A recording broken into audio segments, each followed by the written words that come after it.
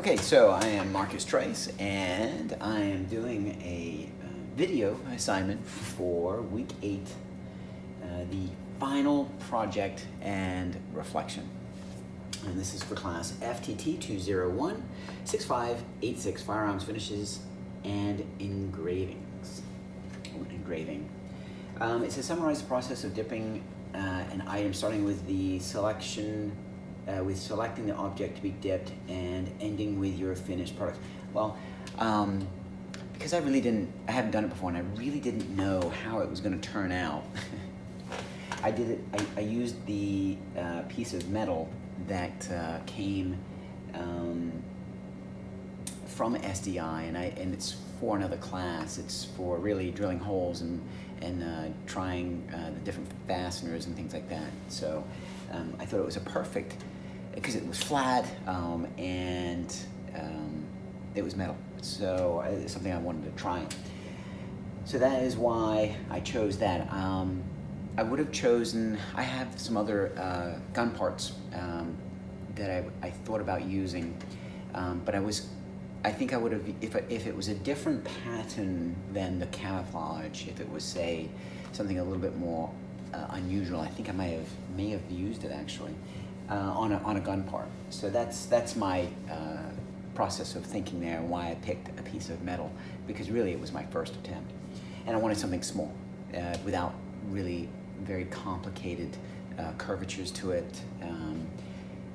So I could have and should have maybe challenged myself and maybe went with something a little bit more challenging, difficult.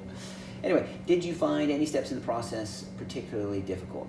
No, I didn't. I thought it was pretty straightforward, pretty easy. I think once you do it, then you see the process and you understand. For me anyway, I understood it better by actually doing it. I really didn't quite comprehend the tape border.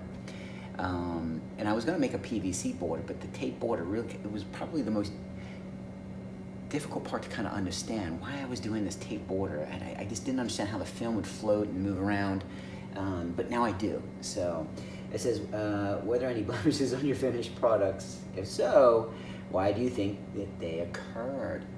And I can tell you, yes, I have a couple of blemishes, and it was all my fault, and it was because I didn't put it in at a 30-degree angle, and I probably went too fast, maybe. So I think I may have ended up with some bubbles, and then when I took it out, I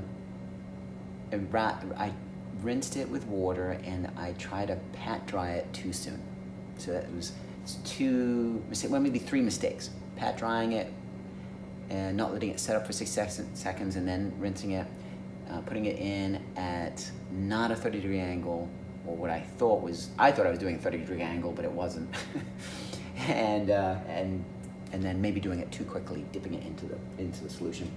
Will you be using hydrographic coatings to finish firearm parts in the future?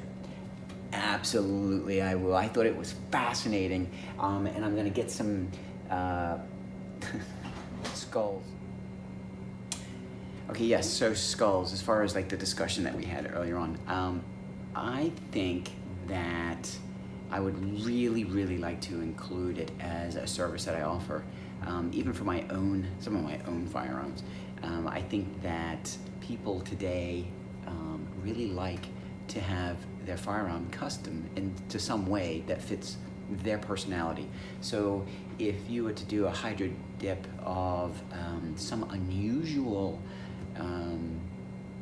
feature or character, more so than just plain camouflage, I really think that people are going to take a liking to it. And it's funny, I've seen some firearms, and before I even realized what the hydro dipping was, and I had seen some firearms, I'm like, I wonder how they did that, and now I know. So I would like it on some of my firearms, and I think that customers would probably like it on some of their firearms. So absolutely, I will be continuing on with the hydro dipping. So I'm glad that this class actually, I learned how to do it. So thank you.